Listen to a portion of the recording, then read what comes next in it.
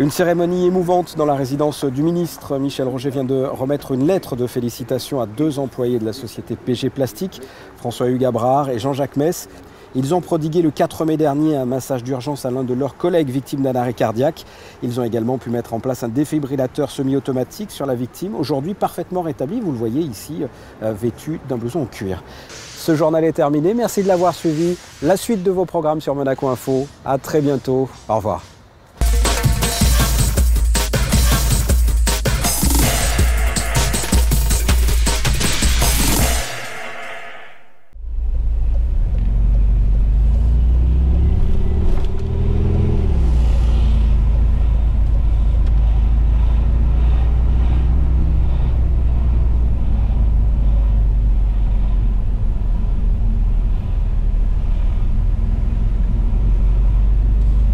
Que s'est-il donc passé exactement? Pour en savoir plus, nous allons rencontrer M. Pierre Guillon, directeur général de PG Plastique, l'entreprise monégasque dans laquelle s'est déroulé l'événement dont il vient d'être question.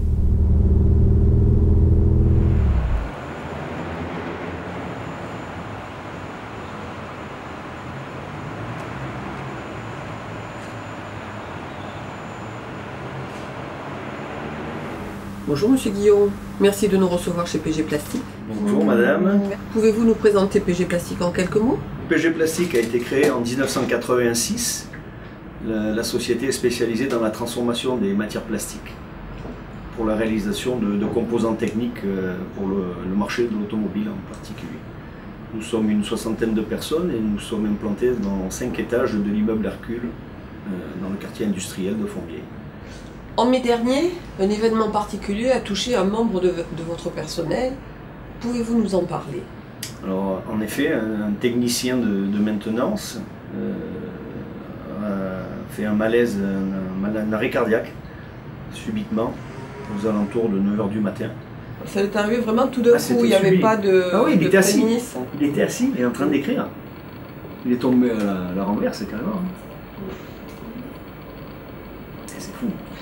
Et il a eu la chance que 2 personnes formées au geste de secourisme du travail se trouvaient à proximité. Ces 2 personnes ont eu le réflexe d'intervenir en immédiat pour le mettre en position de secours et lui prodiguer les premiers gestes de secours, notamment le massage cardiaque, et lui insuffler par le nez, parce que la bouche était tétanisée, il était impossible de lui faire un bouche à bouche. Donc c'est un bouche à nez qui a été réalisé. Nous avons de suite appelé les services de secours, les pompiers, qui à leur tour sont arrivés sur place environ 5 minutes après le malaise. Il a pu être réanimé juste avant l'intervention des sapeurs-pompiers qui ont dû avoir usage d'un défibrillateur semi-automatique pour de nouveau le réanimer. Donc ces premiers gestes lui ont permis d'être réanimé. Et le massage cardiaque a été salvateur au dire des services hospitaliers et des pompiers. Avant la reprise de son activité, la personne a reçu un défibrillateur sous-cutané et à ce jour, cette personne a repris le travail, est en pleine possession de ses moyens et occupe son activité régulièrement. Comme au préalable. Et comme au préalable, sans séquelles.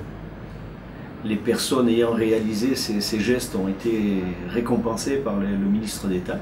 Nous avons été reçus à la maison du gouvernement, où ces personnes ont reçu une lettre de félicitations. Et je crois même qu'ils vont être très prochainement décorés de la médaille du mérite national. Sans la formation qui a été dispensée par le service de sécurité interentreprise de la Principauté, je pense que la personne ayant subi cet accident ne serait plus là aujourd'hui, ou aurait des séquelles, il aurait subi des séquelles irréversibles et ne pourrait pas aujourd'hui occuper son poste de travail. La vidéo à laquelle vous avez eu l'amabilité de participer est destinée à être utilisée lors de nos recyclages 2016 et sera ainsi visionnée par quelques 600-700 secouristes du travail dont nous assurons la formation. Auriez-vous un message à leur transmettre? Écoutez, moi je Je donnerais plutôt le message aux dirigeants plutôt qu'aux gens qui viennent se faire former dans le centre. Ça serait plutôt aux dirigeants de motiver leur personnel pour former le maximum de personnes à ces premiers gestes de secours qui peuvent servir dans la vie courante, pas que uniquement sur le lieu de travail, mais dans la vie courante, à la maison, dans la rue, n'importe où. Ça peut être utilisé et ça peut servir de partout, pas uniquement sur le lieu du travail.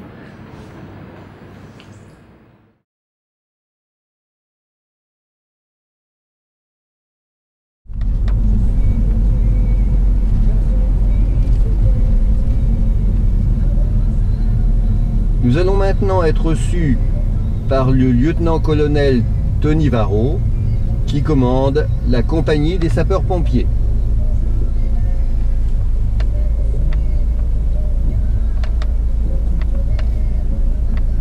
Lieutenant-colonel Varro, bonjour. Merci de nous recevoir à la caserne des sapeurs-pompiers. Il y a quelques mois, un salarié d'une entreprise de la Principauté a été victime d'un arrêt cardiaque sur son lieu de travail, ce qui a mené 2 de ses collègues secouristes à pratiquer quasi immédiatement une réanimation cardiopulmonaire. Que pouvez-vous nous dire sur ce type d'intervention? Effectivement, nous avons été appelés donc, le 4 mai de cette année, donc 2015, pour une personne qui faisait un malaise cardiaque dans l'immeuble l'Hercule qui se trouve au 3 rue des Industries, la société PG Plastique, où nous avons dépêché une ambulance et le médecin. Nous avons été prévenus, il était 8h57 environ, et nous sommes intervenus sur place, arrivés sur place à 9h02 exactement. Arrivé sur place, le chef d'agré de l'ambulance était en présence de 2 employés de la société PG Plastique qui étaient en train d'effectuer déjà les gestes de premier secours, et donc notamment le massage cardiaque et les insufflations sur une personne qui était donc en arrêt cardio-ventilatoire.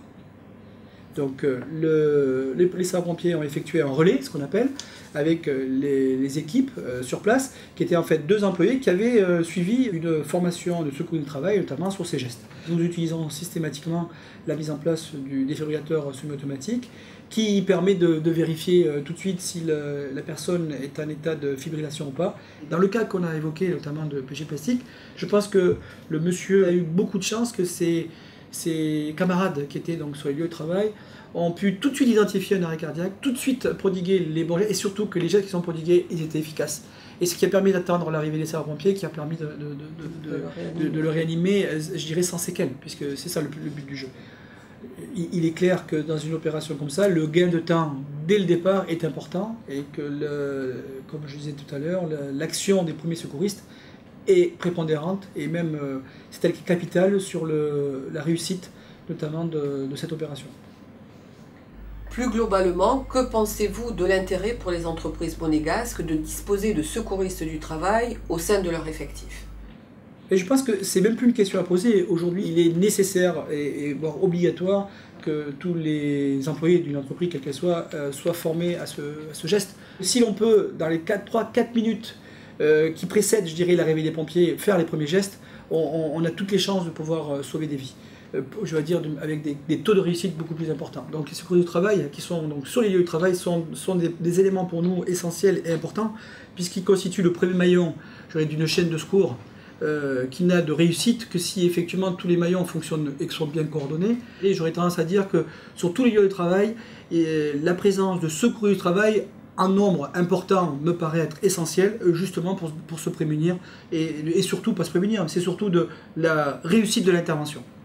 La vidéo à laquelle vous avez bien voulu participer est destinée à être utilisée lors de tous les recyclages que nous réaliserons en 2016 et sera donc visionnée par quelques 600-700 secouristes du travail dont nous assurons la formation. Avez-vous un message à leur transmettre? Le message que j'aurais à leur transmettre, c'est que le secourisme ne doit pas se limiter que dans les lieux de travail. Et moi je peux en témoigner personnellement parce que j'ai eu à le prodiguer sur ma propre fille en vacances. Et je peux vous assurer que c'est plus du tout la même chose. J'étais en civil, je n'avais rien, et quand vous avez votre fille qui est en train de s'étouffer parce qu'elle avait de travers, vous prenez toute la mesure de l'importance du geste. Et ce jour-là, si elle avait été, je dirais, si je n'avais pas été là, ou que moi je n'ai pas été formé, je pense qu'aujourd'hui je serais très malheureux. Et grâce à ce geste-là, un geste très simple, j'ai pu sauver ma fille. Et ce n'était pas dans le cadre professionnel. Et c'est là que j'ai compris que ça n'arrivait pas qu'aux autres. une fête de famille ne doit pas être gâchée parce que quelqu'un fait une fausse route, parce que quelqu'un fait un malaise, parce que non, on n'a pas le droit. Si on peut faire les gestes, même si le geste malheureusement n'arrive pas à ramener la personne à la vie, mais au moins on sait qu'on aura tenté quelque chose. Il est très désagréable et très difficile de vivre une situation où en fait on se sent totalement impuissant. Et demain, chacun d'entre nous sera peut-être un jour confronté, et ça serait dommageable que face à une situation dramatique, on n'ait pas pu faire le petit geste qui est très simple à prendre, très simple à réaliser, qui pourrait peut-être sauver une vie. Bon, c'est ça le message que je voudrais passer. Merci. Merci à vous.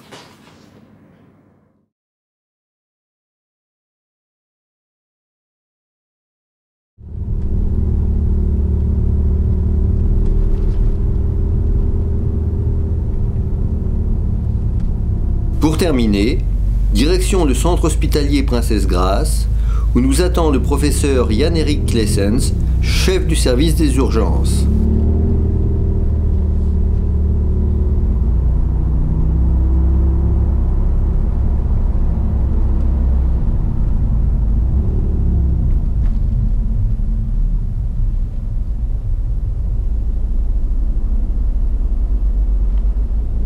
Professeur Klessens, merci beaucoup de nous recevoir au CHPG et de répondre à nos questions.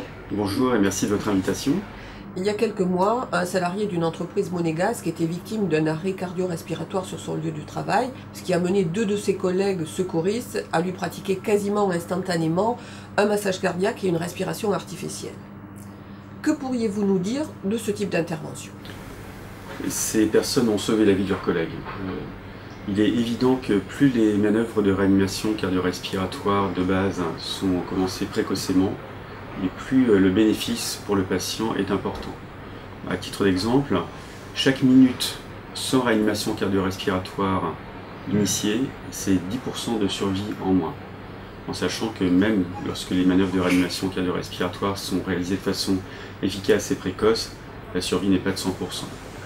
Donc réaliser précocement ces manœuvres, qui sont simples d'apprentissage, faciles à mettre en place et très efficaces sur le plan de la préservation du cerveau, puisqu'en fait le bénéfice est essentiellement la préservation d'une circulation cérébrale, et si le patient survit à son événement, de survivre avec un état cérébral compatible avec une vie normale, et bien clairement c'est un bénéfice pour le malade. Donc commencer précocement la réanimation cardio-respiratoire, c'est le plus important, et c'est ce qui sauve des vies aujourd'hui. Plus globalement, que pensez-vous de l'intérêt pour les entreprises monégasques de disposer de secouristes du travail au sein de leur effectif? C'est un devoir des entreprises que de disposer dans leur effectif de personnel qui sont en mesure de pratiquer les premiers gestes d'urgence, qu'il s'agisse d'un arrêt cardio-respiratoire fort heureusement rare, ou d'autres situations d'urgence, des brûlures, des traumatismes, puisque les employés effectivement risquent d'être soumis à un certain nombre de dommages, et le fait d'avoir sur site des personnels qui sont en mesure de pratiquer les premiers gestes et de donner l'alerte de façon, je dirais, la plus adaptée possible est un bénéfice pour l'employé, c'est certain. La vidéo à laquelle vous avez bien voulu participer est destinée à être utilisée pour tous nos recyclages 2016 qui seront visionnés par quelques 600-700 secouristes du travail dont nous assurons la formation. Avez-vous un message à leur transmettre? Si vous devez commencer des manœuvres de réanimation cardio-respiratoire, même si ça fait bien longtemps que vous n'avez pas eu de recyclage, même si vous n'êtes pas habitué à faire ces manœuvres, eh bien il faut les débuter parce que même mal faites, elles seront bénéfiques pour le patient.